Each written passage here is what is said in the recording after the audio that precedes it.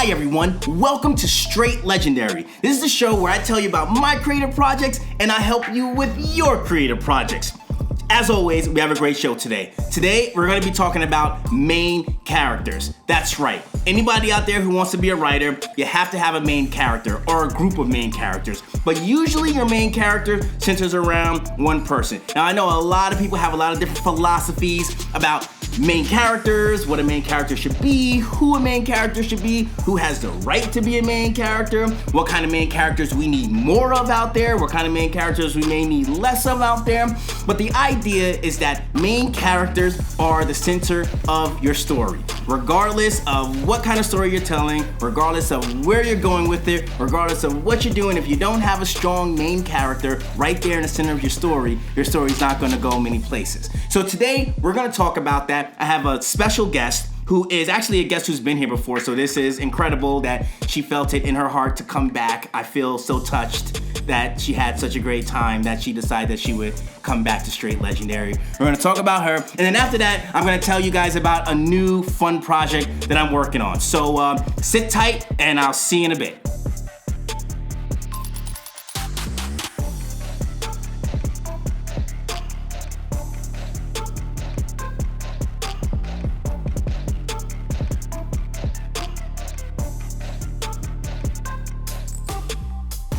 And we are back with more Str8 Legendary. Today, my guest is Megan Lynn Rose. Hi, Megan. Say hi to everybody out there. All right, so Megan, as I said, felt it that she had such an amazing time last time that she was calling me up. She's like, "When are we doing the next episode? You gotta have me back." No, it wasn't quite like that. It was more like, "Oh, Megan, you need to come back. This is going to be great." So we have so much to talk about. So Megan, why don't you, as well, maybe give people a little bit of a refresher of who you are. You are a writer, and you are working on some different things that we've spoken about. Yep. And so why don't you tell me and everyone else kind of what's going on in your creative world right now? Yeah, for sure. I'm Megan Lynn Rose, and I'm writing a book, and so I'm probably about like 80-ish, 85,000 words into it. I'm almost done. That is an insane amount of words. I know. You are rocking and rolling. Yeah, and this is the second draft, so I kind of had to rewrite the whole thing, but it's okay. So it's the first one. We all learn a lot on the first one. Yes, and we will talk about second drafts and all that kind of stuff in later episodes. Yeah, so, yeah. But that's another episode idea. So that's what I'm working on, and I'm also, making YouTube videos myself, so, having fun doing that. Oh man, YouTube videos. This is like the new, well, it's not that new. People have been doing this now for a decade and a half. Yeah, right. It's a new thing for us. Yes, it is. We're making more YouTube videos now. We're getting into it. Yep. This is great because we love sharing our opinions.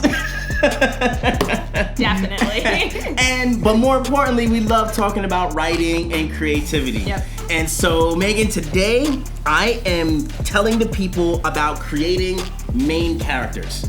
Now, as someone who is a writer, someone who's working on a novel, someone who loves reading and watching movies and all kinds of stuff, all the stuff, I'm sure that you have some ideas, opinions, and stories to tell about creating main characters. Yep, so for sure. I like this exercise that we kind of did beforehand, right? And it said, when it comes to creating a main character, the first thing you think about is... Well, I think about a couple things. Okay. So my main character, normally I think of an idea or a story idea or a message that I want to get across before the character comes in. So that's kind of step one, or like not even step one, it's just like where the idea comes from. It's like, okay, what am I seeing? What do I want to say? Or what message do I want to tell people about? Interesting. And then, or it might come just like, hey, that's a really cool story idea, and I really like that idea of whatever happening, and yeah, so that's kind of and then the main character kind of inserts themselves into that message or that environment that I've come up with. I see. Yeah. Okay, so that's super interesting. Yeah. And so coming up with so tell me this. What is the advantage of working that way? Like where you come up with the framework of the story first before inserting the character? Like how does that inform even the way you create your main character, going forward? Yeah. The first thing I was gonna say is I don't know. It's just how it happens. However, I will be a little more helpful than that. So I think it helps it become about the story. I mean, there's two types of stories. There's a story-driven story, and there's character-driven stories. So it just kind of depends on the type of writer you are. But yeah, if you're coming up with the idea or the theme first, that theme can be really central in the story, and then you can kind of build everything around that rather than like, oh yeah, I have this really interesting person that I'd like to tell a story about. What would happen to them? And then kind of, it almost could be fall flat or seem convoluted or that type of thing. So yeah. That's super interesting because I hear a lot of writers do say that, where it's like, well, I have a very interesting character and, you know, they wear these cool kind of clothes and they have this, you know, really amazing power, or they are, you know, going on a journey, you know, and they have something like that's really, you know, they like that they create this really cool character, but then they don't really know what they want to do with this character. They're like, yeah, you know, and then you begin to press them like, well, what's the story about? Well, you know, I mean, they really like cars, so maybe I'll make it something about cars. And it's like, well, that doesn't really tell a story. This is kind of like, you know, have this cool person in this situation. And don't get me wrong, interesting things happen every day, right? Even mundane things can be interesting and everything. But if you are telling a story, if you are writing something or putting something out there that you want people to read, you want it to be just a little more interesting and you say a little bit more than this is what happened in the day of the life of. Yeah. I think you have to have, it's almost kind of like the chicken before the egg type of thing. Like, you really have to have a good story and you really have to have good main characters. So I think you have to have both. So however you work and however it comes to you is fine. That's just how it works for me. And I really like theme-based stories and like stories that ask questions or present ideas. So yeah. And it's so interesting you say that because my piece of advice is almost opposite, but almost the same thing. Yeah. Because I agree. You need a great story and you need a great character, right? You need great characters. I, however, usually work the other way around, where I create a character before I create the environment. And but this is what I do, and I know, like, just a few minutes ago, I was like, you can't just create an interesting character and then have nothing to do for them, right? You know? so now, yes, very true. So now let's just go back a little bit. But what I mean by that is actually that when I create a character, I like to create the character first of what that character represents. Yeah. So now, as I build a story around it, every element of the story is either an argument for or against what that character represents. Not necessarily what I'm trying to say personally, but if the character represents a very specific ideal or a very specific theme, then as I build a story, I can decide how I want the story to progress or what I want to do, because our characters have choices and we as writers have choices, right? When we create a character and we say, okay, I want this character to, you know, go on a journey. You know, what that character represents can decide what that character takes with them on the journey. You know, so you know it's because the character, you know, they start out going somewhere and they have their whole, you know, house or apartment or, you know, castle or whatever the setting is to choose what they're going to take with them, right? So as a writer, I can be sitting there, it's like, oh my gosh, what am I gonna put in this character's bag? Like, you know, what are they gonna take with them? You know, it's like, yeah, there's a simple thing. If it's a knight, of course, they're gonna take their sword or their shield. Or if the story is representing something about, you know, nobility or knighthood or heroism, maybe I might decide to say he's a knight, but he's not gonna take his sword and shield. You know, so what the character represents helps me to decide how to progress the story. And so that's the piece of advice that I want to give to, you know, writers out there. And I think we both said the same thing, where you need to establish the theme of your story.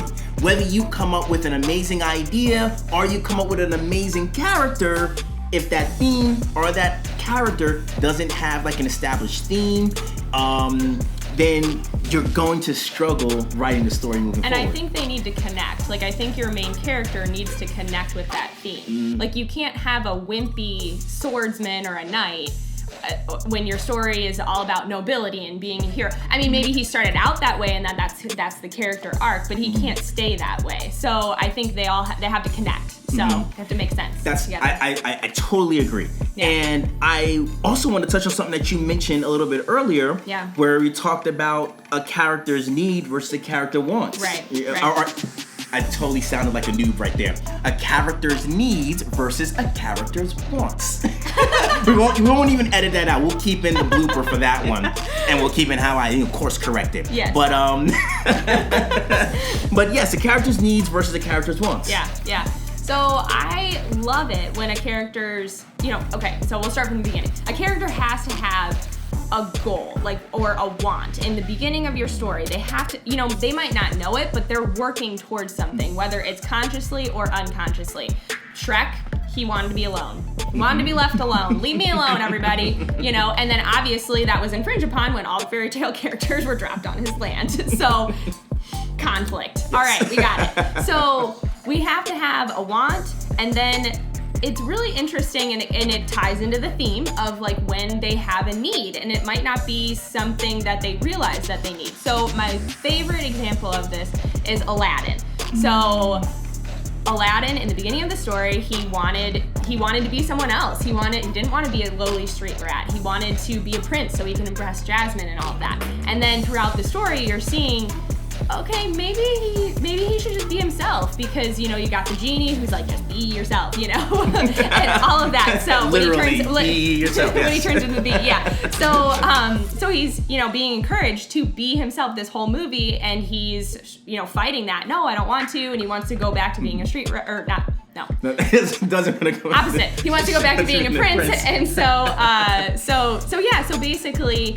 Then we figure out at the end when he's stripped down and he goes, Jafar strips him down to being a street rat, and this is who he is. Jasmine still loves him. She loves him for who he is. That's who she, met in the beginning of the movie, and he became, she loved him. So anyway, I love that connects. He wanted to be someone else. He wanted to be something more than what he was, when really actually he was a pretty good guy as is, and he should just be himself.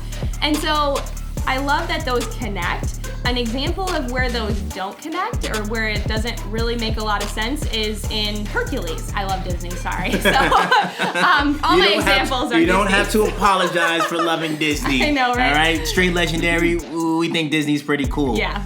We won't get into all the rest of the controversy. We're gonna keep it, We'll keep it there. We like the movies they make. Yes. So anyway, in Hercules, he wanted to be a superstar, kind of like this, everybody worships him and thinks he's so great. And then at the end of the movie, he finds love, and does he not need to be a superstar now? I think it's kind of tying back to Aladdin. Maybe the better one would have been he doesn't need to be a legend, or a legend. I looked at your boards. Just edit that part out, please. We're gonna keep it in. bloopers. So yeah, he doesn't need to be a superstar. He needs to be himself. I don't know. That's all I can come up with because of Aladdin. But anyway, take that and run with it. They don't really connect, and it kind of just doesn't make sense, and the story falls a little flat for it. So yeah. And just to piggyback on what you're saying, and how kind of it brings it back to the idea of creating a main character, and even creating that forward thrust in your story. Yeah.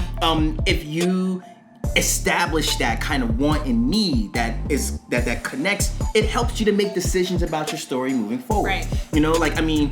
Some of the biggest questions that I get asked is what do I do next? Or does this make sense in my story? And I said, well, does it tie back to your character's want versus their need, right?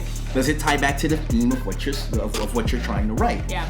I really think that, if I get one thing across in this episode, is the idea of these are things that you can think about when you are trying to figure out what to do next in your story. Right.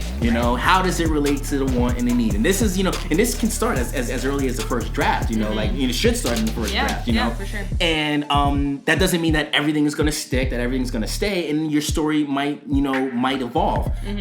One of the, and we're getting just a little off topic, but I think it's related, right? And you can tell me if you experienced this. You set out to tell one specific story and have one specific theme, but as you begin walking through the story, your character or your theme evolves. Yes. And for sure. possibly changes. For sure. Hence why I'm rewriting my book. So, I mean, yeah. So, yeah. Which, go ahead. I mean, I'll just give the example. So when I first started writing my book, the whole, I mean, it's a romance fantasy novel. So that was very much, romance is very much the central point of it, because I'm always reading books and I'm like, oh, it needs more romance. I don't care about this other part. No, get them together. Come on, let's go. So anyway, so when I first started writing my book, it was really all about, the romance part of it. But I felt like my main character, as I wrote 78,000 words in that first draft, I felt like my main character was just like, yeah, but I'm a little more than that. I'm a little more than finding a husband and choosing between two guys. Love triangle. So I went with that. I listened to her, and she was like, this is what. Yes, that's like a central part of it, and this is what's going to happen. But there's more to the story than this. So I found out a little bit more about her wants and her needs and the goals she's working on, and so now we're ready. There it is, which I mean, and of course we can do an entire episode on drafting and sure. And writing. But if there's one thing that I would encourage people as they're writing and they're figuring out, what am I gonna do next, with my story, is don't be afraid to jump in and alter the theme, allow the theme to evolve. Yep. Yes, it might be a new story, but that's okay. Like that's why we do drafting. It's like, sure. we put that first chunk of clay on the page, and then we mold it and we play with it until it becomes what it's meant to be. Yep, which isn't always what we exactly wanted to, so we'll get into that. Imagined, right?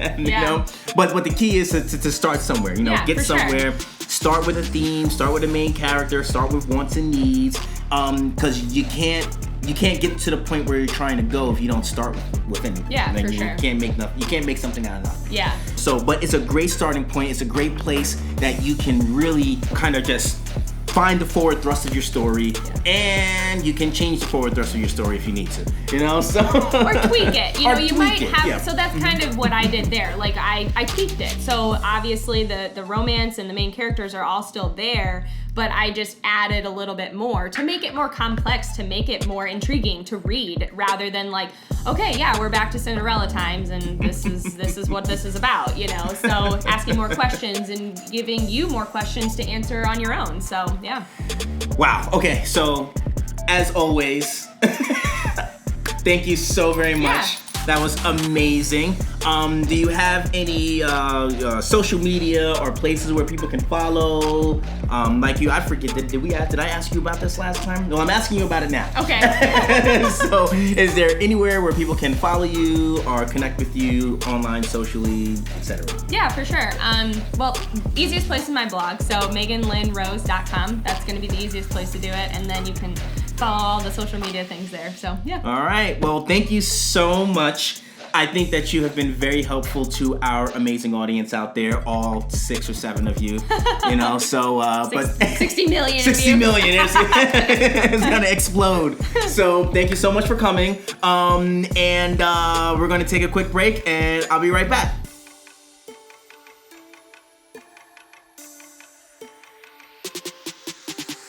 And we are back.